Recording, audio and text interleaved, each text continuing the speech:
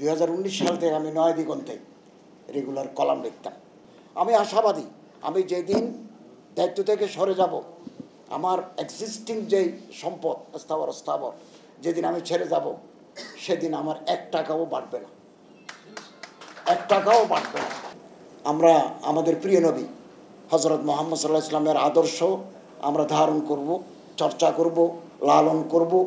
ব্যক্তি, পরিবার, সমাজ, রাষ্ট্র, আমাদের রাষ্ট্র যদি রাষ্ট্রযন্ত্র যারা এতদিন চালিয়েছিলেন অথবা আমরা চালাচ্ছি, আমরা যদি হযরতের আদর্শ মেনে চলি, তাহলে আমাদের দেশে লুটপাট, মুদ্রা পাচার, আল্লাহকে জবাব দিতে হবে। হযরত সাল্লাল্লাহু আলাইহি ওয়াসাল্লাম বলেন, দুনিয়ার প্রতিটি কাজের জন্য আল্লাহর কাছে তোমাকে জবাবদিহি করতে হবে। এবং শরীরে রক্ত আছে কত? 5.5 লিটার। হাড্ডি টাড্ডি মাংস টাংস নিয়ে আছে 60-70 কেজি। 1 ফোঁটা রক্ত, 1 টুকরা মাংস অবৈধ অর্জন থেকে যদি তৈরি হয়।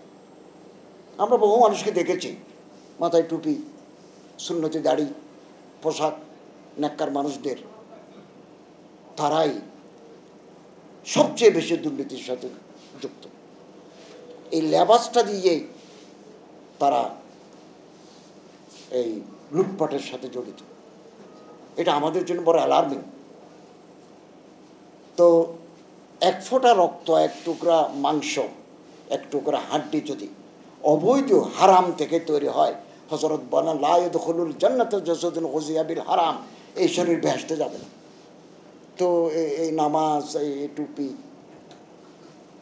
এই সুন্দর দাড়ি জান্নাতে যাবে না। টাকা যেখানেই নিই, এই টাকা তো আমি ভোগ করবো, তা আমার শরীরে এটা বেহেশতের জন্য অনুপযোগী। সোরা টাকা দিয়ে, অবৈধ উপার্জন দিয়ে যারা হজ করতে যায়, সবাই যায়, দলবদ্ধভাবে যায়, ওই মক্কা টাওয়ারে থাকে, দারুত তৌহিদে থাকে, একেবারে নিয়ারেস্ট যদি হোলি কাবা। এই হজ আল্লাহর দরবারে কবুল নয়। কনজুল উম্মাল, একটা হাদিসের কিতাব আছে, কনজুল উম্মালে আছে, মক্কা শরীফে গিয়ে আমাদের হাজিরা দিতে হয়। লাব্বাইক আল্লাহুম্মা লাব্বাইক, লাব্বাইক লা শারীকা লাকা লাব্বাইক। হে আল্লাহ, আমি হাজির হয়েছি, পৃথিবী তোমার, প্রশংসা তোমার, আমার হাজিরা কবুল করো। তখন আসমান থেকে ফেরেশতা ডাক মারে, লা লাব্বাইক লা সাদাইক, তোমার হাজিরা কবুল নাই, তোমার জন্য কোনো সুসংবাদ নাই, হজ্জুকা মরদুদুন আলাইক, আল্লাহ তোমার হজ তোমারে ফেরত দিয়েছেন। অতএব আমরা যদি ইসলামী লেবাস নিই, আমরা প্র্যাকটিক্যালি ইসলামের উপর আমল করব। সুরত শেখুল ইসলামের নিলাম, করলাম ভিন্ন কাজ। এই বৈপরীত্য আমাদের জন্য ধ্বংসটাকে নিয়ে আসবে।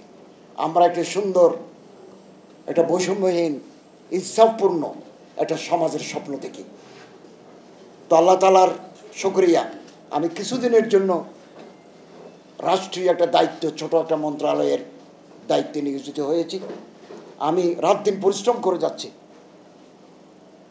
Communal harmony, to establish communal harmony, restoration of law and order situation, আমরা কাজ করে যাচ্ছি। আমার মন্ত্রণালয়ের যত বিভাগ আছে, ওখানেও আমি একটু পরিবর্তন আনার চেষ্টা করছি।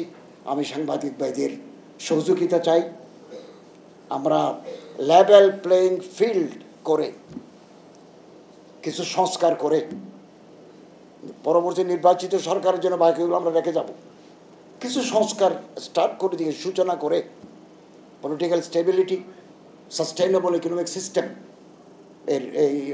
এটা চালু করে দিয়েই আমরা নির্বাচন কমিশনকে শক্তিশালী করে একটা সুষ্ঠু, অবাধ, ইম্পার্শিয়াল, ফ্রি অ্যান্ড ফেয়ার আমরা একটা নির্বাচন দেব। সেই নির্বাচনের প্রতিটি রাজনৈতিক দল, বিধিবদ্ধ রেজিস্টার্ড রাজনৈতিক দল অংশগ্রহণ করতে পারবে। যারা নির্বাচিত হবেন তাদের হাতে ক্ষমতা দিয়ে আমরা বিদায় নেব। এইটা এতদিন যাবৎ, বহুদিন যাবৎ মানুষ ভোট দিতে পারে নাই। আমরা এমন ইনশাআল্লাহ আজিজ, আমরা নিজেদের সম্পদের হিসাব দিচ্ছি। ক্যাবিনেটে আমাদের জন্য ফর্ম করা হয়েছে, আমরা হিসাব দিচ্ছি। আমি আশাবাদী, আমি যেদিন দায়িত্ব থেকে সরে যাব, আমার এক্সিস্টিং যেই সম্পদ স্থাবর যেদিন আমি ছেড়ে যাব, সেদিন আমার 1 টাকাও বাড়বে না, 1 টাকাও বাড়বে না। এরকম একটা রিলিজিয়াস ফারবার, এনথুজিয়াজম অ্যান্ড জিল নিয়ে আমরা কাজ করছি। এবং এই দায়িত্ব নেওয়ার আগে আমার আয়ের অনেক পথ ছিল। আমি মসজিদের ইমাম, আমি ইন্টারন্যাশনাল ইসলাম ইউনিভার্সিটির প্রফেসর, আমি মোটিভেশনাল স্পিকার।